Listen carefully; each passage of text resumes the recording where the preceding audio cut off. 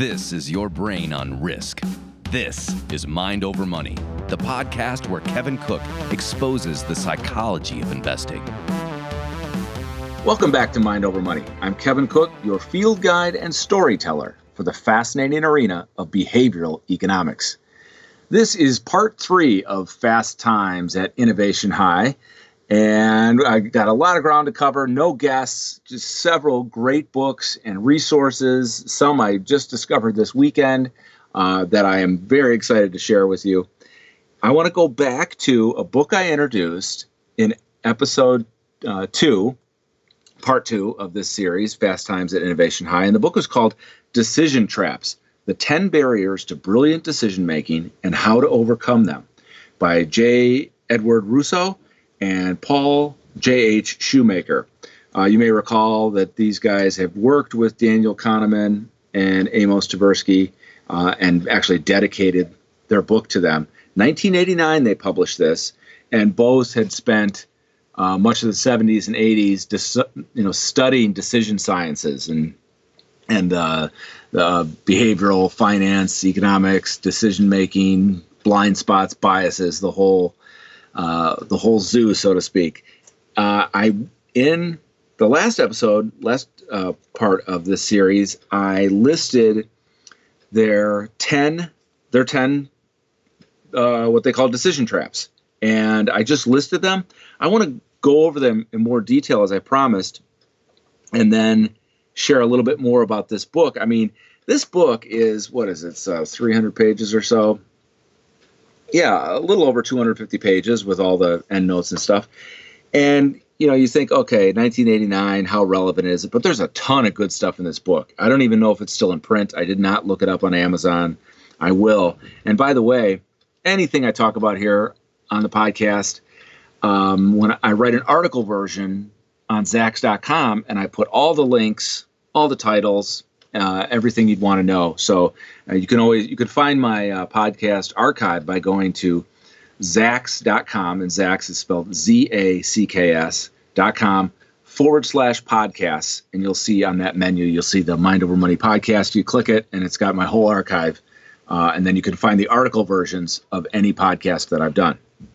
Okay, so Russo and Shoemaker call these, they talk about they say most decision makers commit the same kinds of errors.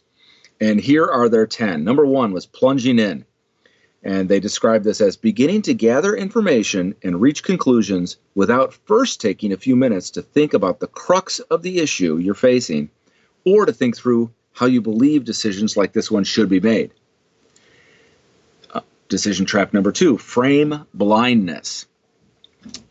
Frame blindness is setting out to solve the wrong problem because you have created a mental framework for your decision with little thought that causes you to overlook the best options or lose sight of important objectives. And I hope what you'll see as we talk about more of the modern decision-making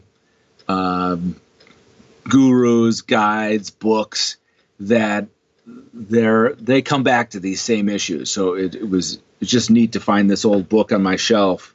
I actually picked this up at the Chicago Mercantile Exchange Library like 25 years ago. It was a book they were getting rid of, and I thought, hey, that looks interesting. And decision making is a huge part of learning to become a trader. All right, decision trap number 3, lack of frame control, failing to consciously define the problem in more ways than one, or being unduly influenced by the frames of others.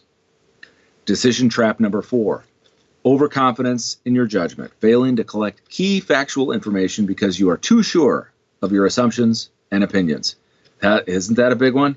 I have a little presentation I do for traders sometimes. It takes about 5 minutes. I can also write it as an article that I call Assumption and Perception, and how those two things filter all of our problems and decisions and sort of set up the frame. You come at things with certain assumptions, and then you trust your perception. Is that what I saw? Is that what I heard?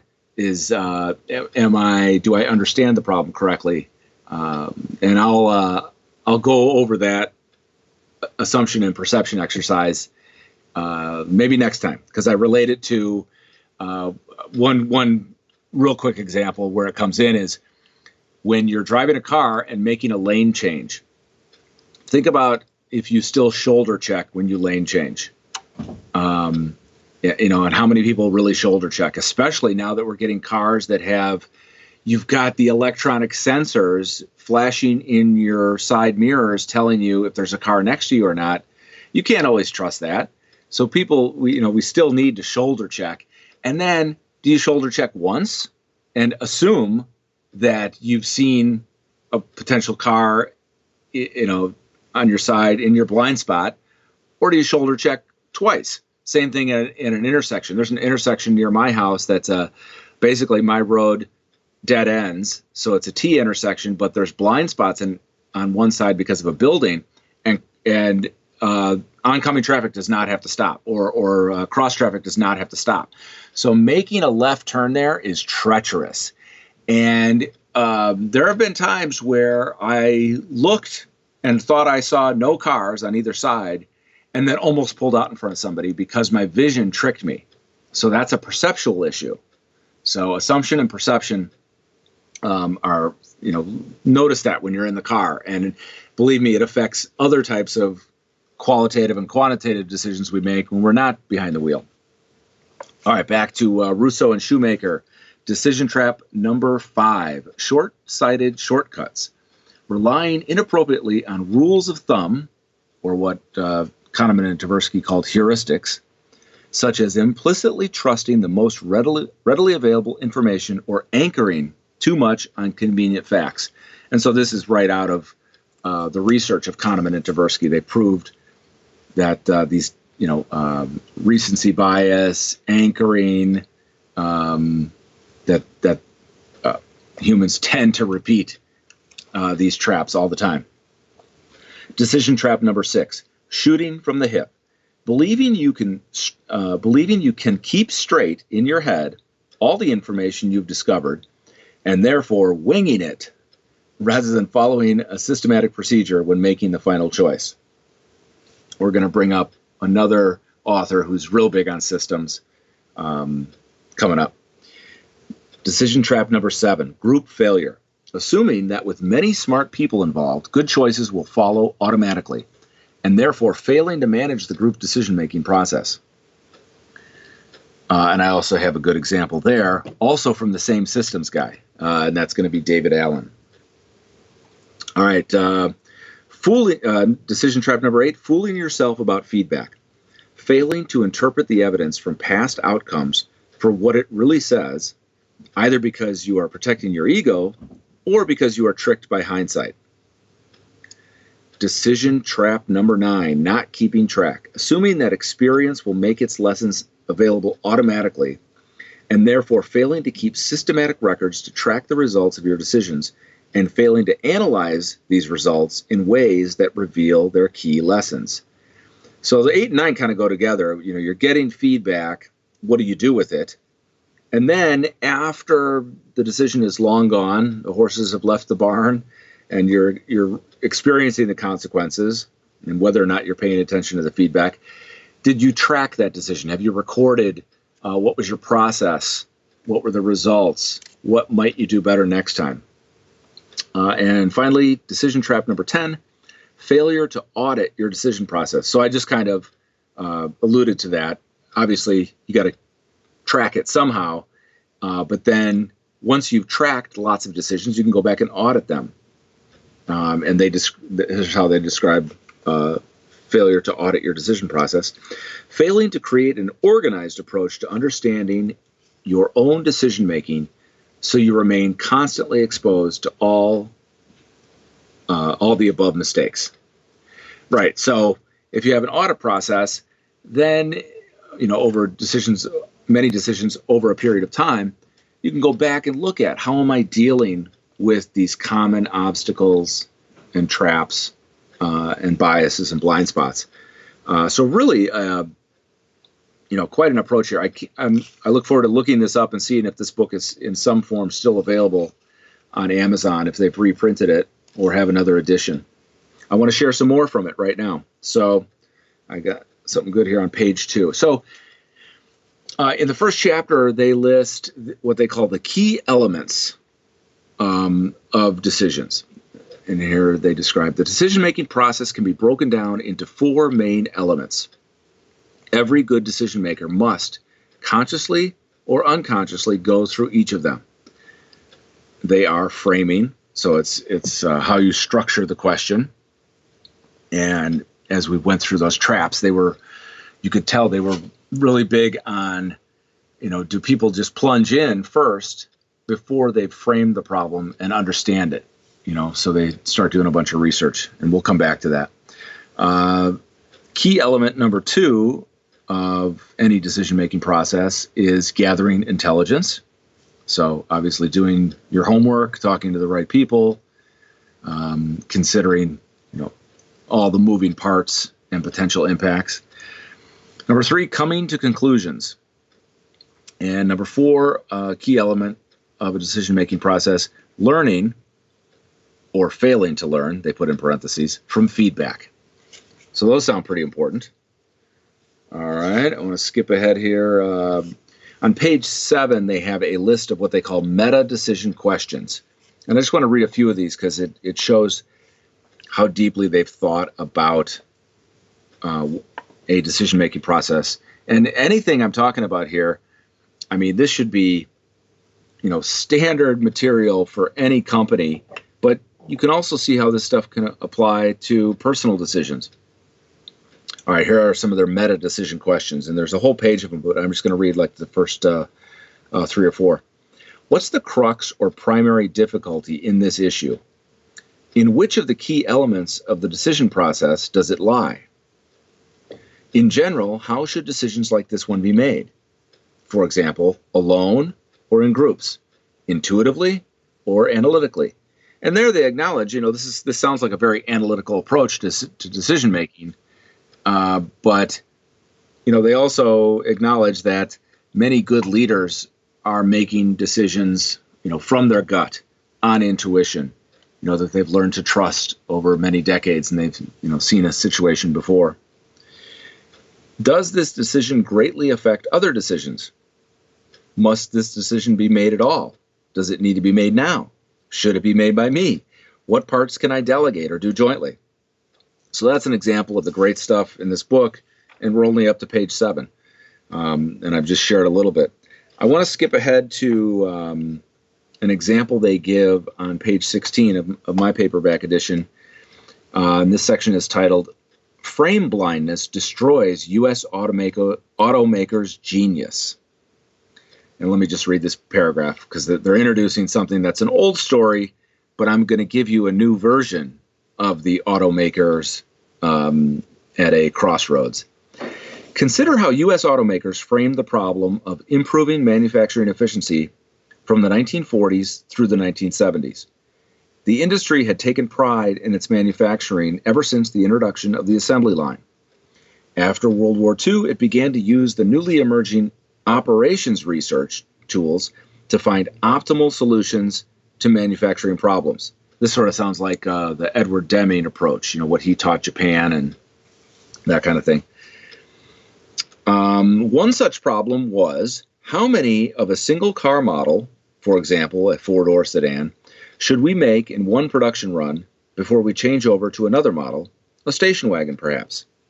Okay, so that was, those were the sort of issues and decisions automakers were dealing with in the 70s before we had the gasoline crisis, and then cheaper, more fuel efficient Japanese cars came into our markets and really caught Detroit on its heels. Now, what this the current example of where Detroit, or it's not necessarily Detroit anymore, but we can think of the legacy automakers like General Motors, Ford, Daimler now. Look at Tesla. So, and I get this perspective from Ron Barron, who is a hedge fund manager, runs a family of funds, Barron Asset Management, BAM. Ron Barron was a pretty early investor in Tesla. Like, I think he started he bought 1.6 million shares at an average price of around $220. Had that all accumulated by, say, 2014, 2015, about $350 million. And he took some heat on that position, but he never sold a share. And even when the stock just exploded to $900, he didn't sell, and he said he wasn't going to because he still believed in the long-term runway of Tesla and what they were doing. Now, where the legacy automakers come in is that Ron Barron says that they're going to get their lunch eaten potentially by Tesla because they are so invested in the internal combustion engine. It's not that they can't experiment with electric vehicles or new, power generation, but it's that their whole business is built around the internal combustion engine. It's the most expensive part in the car, and there's so many employees and systems that are supporting and built around the gasoline engine that they would have to drastically change their business model. It's almost like and you would think that they know the writing is on the wall, because it's like the old example of the horse and buggy getting replaced by the horseless carriage, so to speak.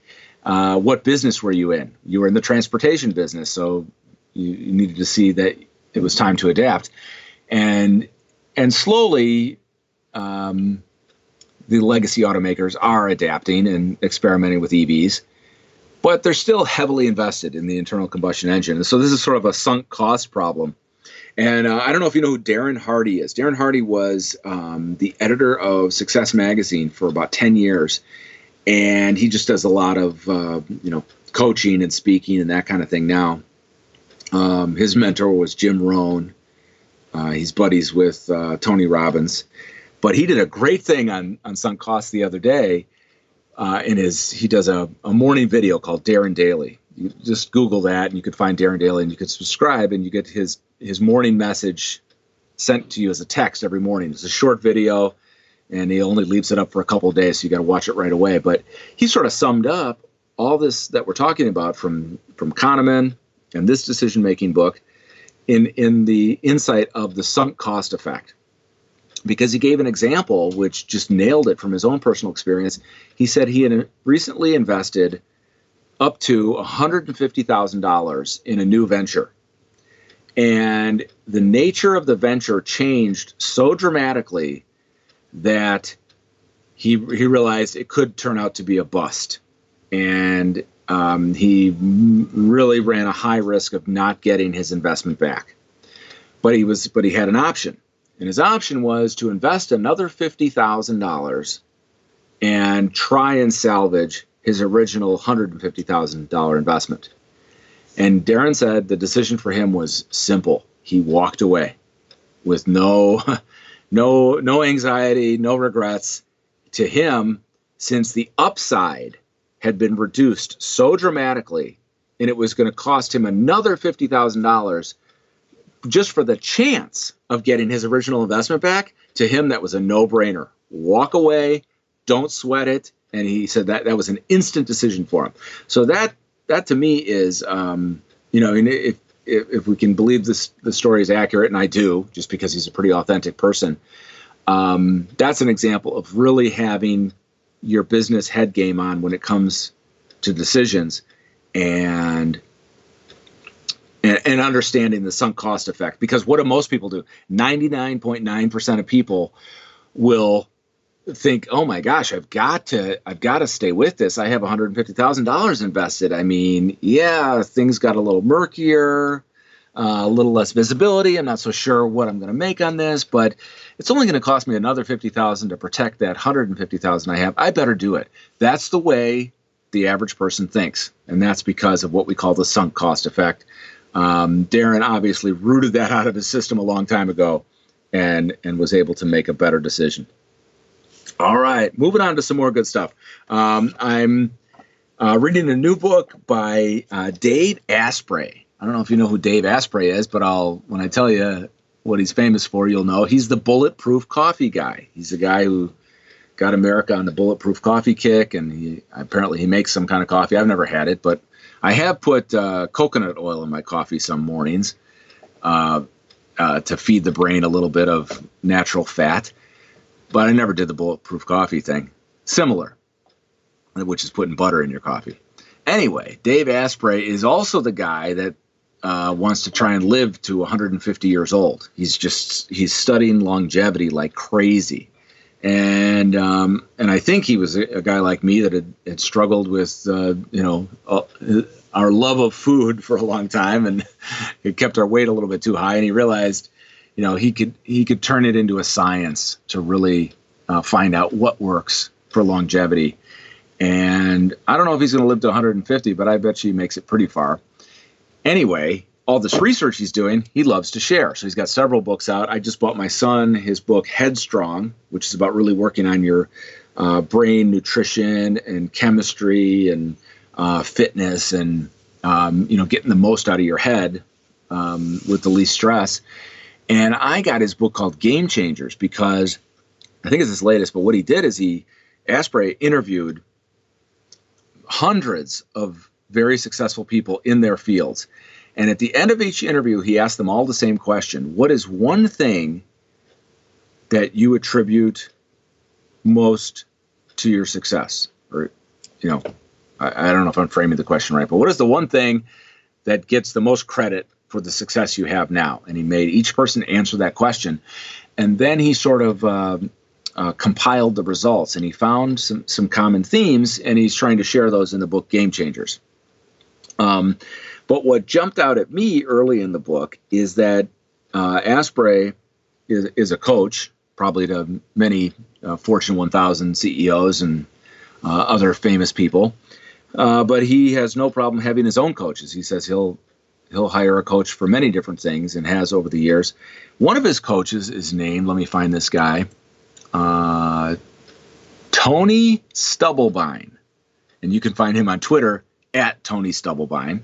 Again, I'll have everybody's Twitter handle and relevant links in the article version on Zacks.com. Just go to zacks.com/podcasts, and you'll find my archive with the article version with all the links.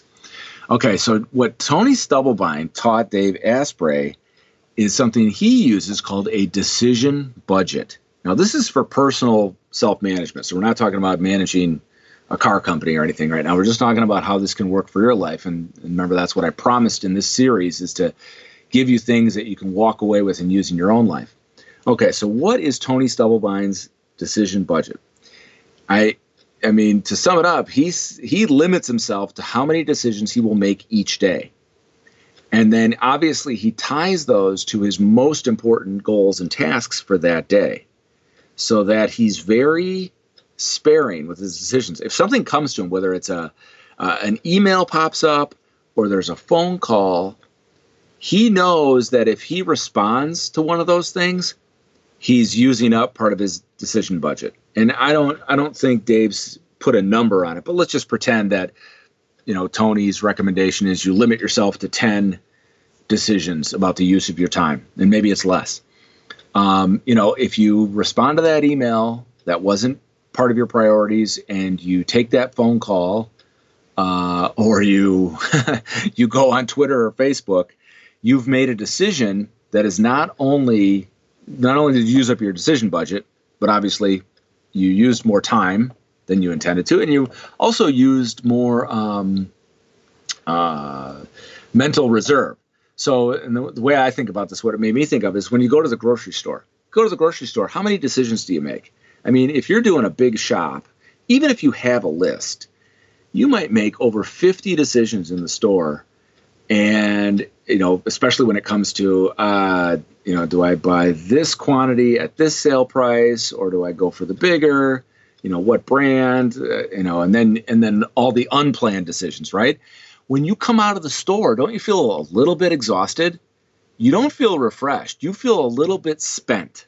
That's the key word here. I shouldn't say exhausted, but spent, because you used a lot of mental energy. And that's what these guys are saying, as both Dave Asprey and Tony Stubblebine have learned, is that the reason you have to have a decision budget is not just to protect your time and your priorities, but also to protect your mental energy and capital so that you don't feel spent too early in the day. You want to use the first 2/3 of your day for getting the really good stuff done. And that's why because if you, for instance, I write a lot. If I save my writing till nighttime, I could easily be mentally spent and not be very productive or creative. Man, but in the morning, I'm actually writing a book right now, and I've been testing this. I have a simple goal of writing 2,000 words a week, which isn't much, but on top of the regular writing I do for Zax.com and for my subscribers who I write to often every night, and that's, just my subscribers see that in my trading services, and that could be anywhere from 5,000 to 10,000 words a week. So adding an additional 2,000 words a week for writing my own book, it adds a little bit. So I've found that I was having trouble during the week getting anything done. But if I wake up early on Saturday and Sunday morning when the house is quiet, fresh pot of coffee, I can easily crank out 2,000 words in 1 or 2 days. So, and that's because I'm not spent. I'm using my most productive brain power. All right, so that's Asprey and Stubblebine. Let's go to my other decision guru here, and that's David Allen, author of Getting Things Done. I have his book Ready for Anything. And when I was developing my theories about how to train traders and become a better trader, I had already had this idea that what traders really needed was a system underneath their system. So, for instance, in trading, we have a system or a methodology. Like, these are the kinds of trades I take, and you can list all the parameters and all the details, basically the blueprint of the types of trades you take, how you manage them, et cetera, et cetera.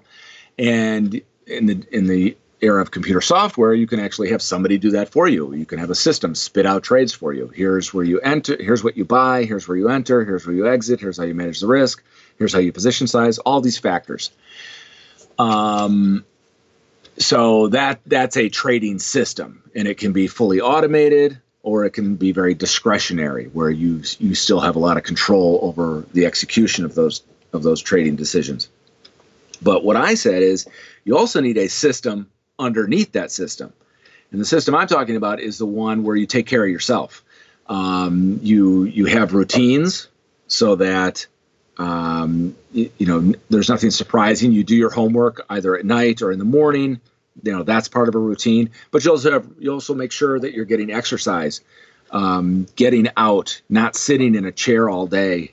Sitting in a chair 8 hours trading, which I have done. I used to do it full time when I was a currency dealer. That is no good, no bueno. And some of the best traders that I know and follow and pay attention to, they'll have 2, 3, 4 hours of critical trading time where they're might be glued to their screen and butt in chair. I had an old boss who used to say, "We don't make money unless your butt is in that chair." But then they make sure there's a big break time, maybe whether it's going outside, working out, something rejuvenating for body and mind, so they don't burn out. So that's, that would be part of my system underneath your system. So then when I read David Allen, he's all about that. He's about how can you get done what you want to get done unless you have systems? You have to have systems to make the easy decisions so that your mind can do what it was really meant to do, and that's be creative. That's the way David Allen sums it up in his books, Getting Things Done and Ready for Anything. Now, I've had this book for, let's see how long I've had this book. I've had this book for at least 10 years, and I've dabbled with it. I haven't really applied it as much as I should. He wrote Ready for Anything in 2003. So, just think of all the great books that are out there that you could benefit from. And I'm going to talk about a brand new book next, but I highly recommend David's books. Because Ready for Anything, the subtitle is 52 Productivity Principles for Work and Life. And Darren Hardy is another big productivity guy. He has a whole online course. He's also the author of the book, The Compound Effect, how little decisions each day build up over time, just like compounding interest. The other thing I want to say about David is I finally went and looked him up on YouTube because I wanted to see if he had anything. And he's got a TED Talk that he did in Amsterdam several years ago. And it was kind of unusual. And he said so from the start because he got total audience involvement. He got everybody to grab a card that he'd put underneath their desk, a blank card with a pen. And he talked to them about a recent nagging decision or problem. Problem they had to solve or a decision they had to make. And he had them list some certain things about it. So he walked them through this process, and what he called it was the natural planning model. How when we have a problem, we tend to come at it like thinking about who's involved. When do I have to make this decision? What are my resource constraints? What's my goal? All these kinds of things that we think about, whether, let's say, you're planning a wedding or choosing a job or a school or something for your kids. And so he walks people through this process in his TED Talk. And then he goes, but what happens in most corporations? He says, in most corporations, when there's a problem or a major decision, the boss calls a meeting, everybody goes into the meeting room, and then he goes, okay, guys, here's the problem. Who's got an idea? And it's almost the way David walks through the problem is it's like it's now been flipped upside down. Instead of thinking about what we want, what our vision is, not just the constraints of the problem, but what do we really want? What's our goal? What are we trying to get out of this? He says in a corporation, sometimes the manager goes right for ideas. Let's hear some ideas on how to solve this instead of asking, what do we really want? What are our values and what's our vision? So I will link to that TED Talk in the article version on Zax.com so you can find that. All right, moving along here. And make sure you subscribe to the podcast here on it's on iTunes, SoundCloud. I think we're even on Spotify now. So wherever you listen, subscribe, give me some feedback, and then hop on over to Zax.com to find the article version with all the good links. All right, so our last featured book and author packed full of ideas is one I actually just bought today. So I don't have the book in front of me. I bought the Audible version, but this guy has got a lot of resources, and I'm going to make sure I pronounce his name properly from the start. His name is Nir Eyal. His first name is spelled Nir. His last name is spelled Eyal. Nir Eyal. I think I'm pronouncing that properly. He wrote a book at least 5 years ago called Hooked. And that was about how Silicon Valley is using the internet and using your smartphone and apps to make their products and their services and their apps irresistible. So it was kind of a tactical black arts book as far as I'm concerned, like Facebook needed any help making their app more addictive, or iPhones in general, making them more addictive. And I did a podcast here in January of 2018 called iPhones Give Me the Feelies, about how feelies are from Aldous Huxley's Brave New World, and how basically he predicted how technology could become so addictive for us.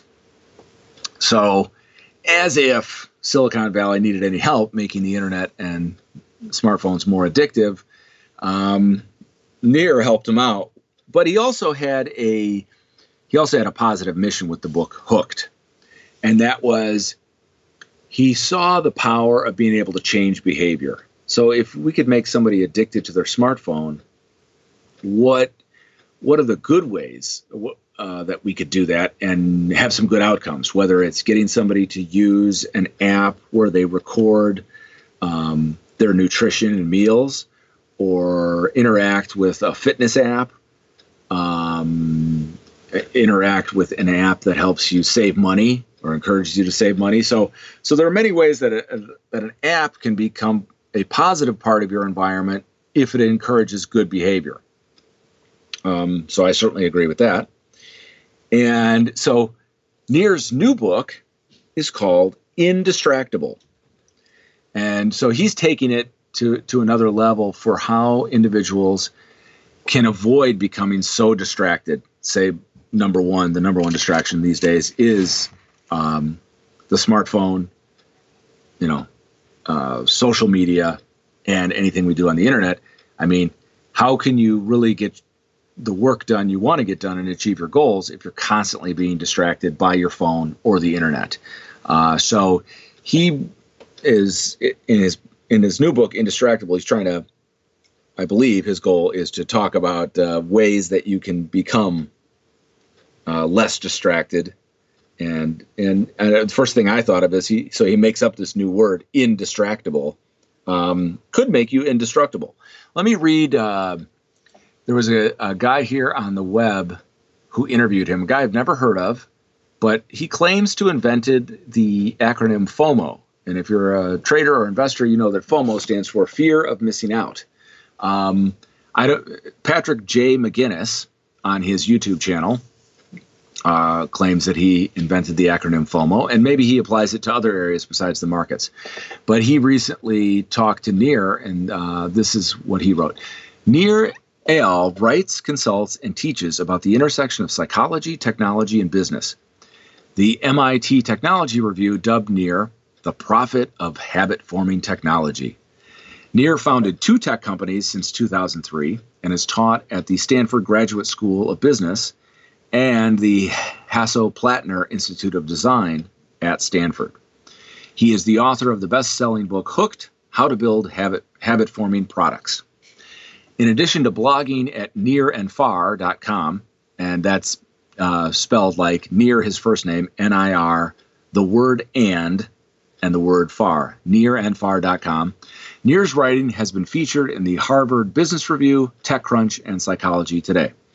Nir is also an active investor in habit-forming technologies. Some of his past investments include Refresh.io, which was acquired by LinkedIn, and this is Patrick J. McGinnis writing in September of 2018 on his YouTube page for his discussion of Nir Eyal's work.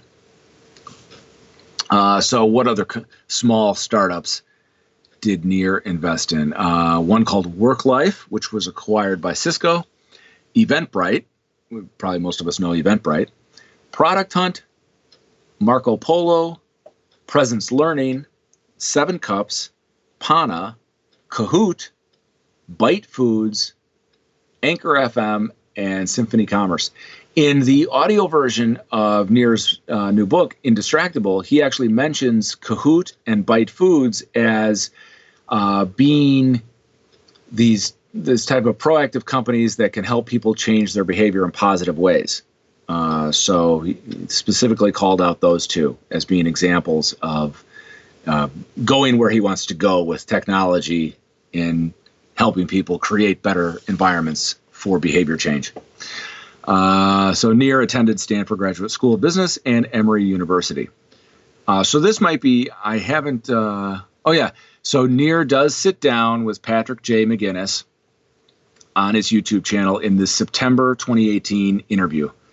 It's only got like 1,150 views, but so if you look up Patrick J. McGinnis on his YouTube channel and look for, or just Google Nir Eyal, Indistractable equals indestructible.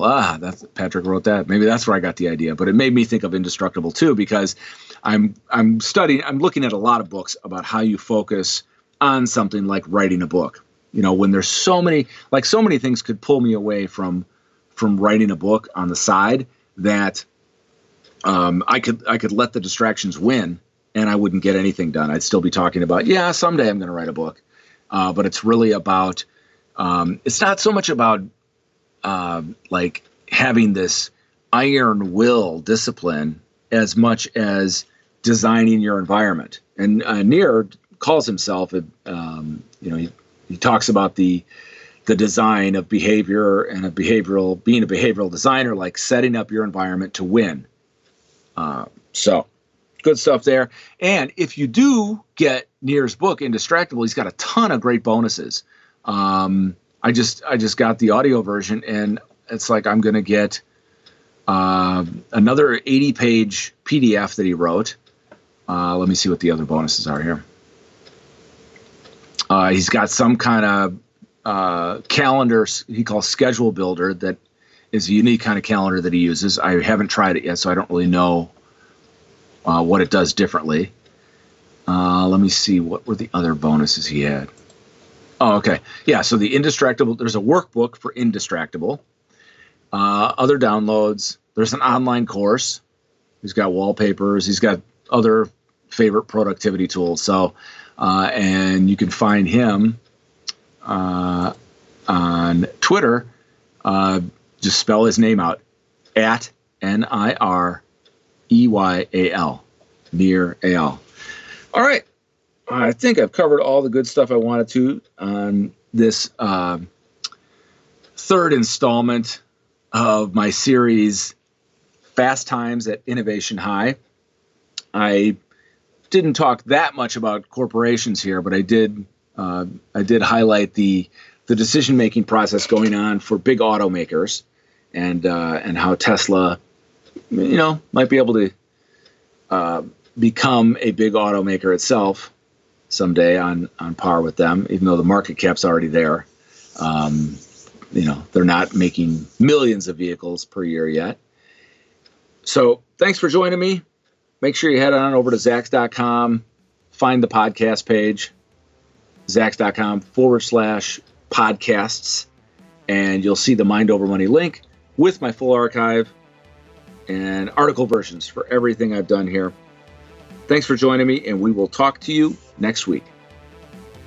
This material is being provided for informational purposes only, and nothing herein constitutes investment, legal, accounting, or tax advice, or a recommendation to buy, sell, or hold a security. Do not act or rely upon the information and advice given in this podcast without seeking the services of competent and professional legal, tax, or accounting counsel. Publication and distribution of this podcast is not intended to create, and the information contained herein does not constitute an attorney-client relationship. No recommendation or advice is being given as to whether any investment or strategy is suitable for a particular investor. It should not be assumed that any investments in securities, companies, sectors, or markets identified and described were or will be profitable. All information is current as of the date herein and is subject to change without notice. Any views or opinions expressed may not reflect those of Zacks Investment Research as a whole.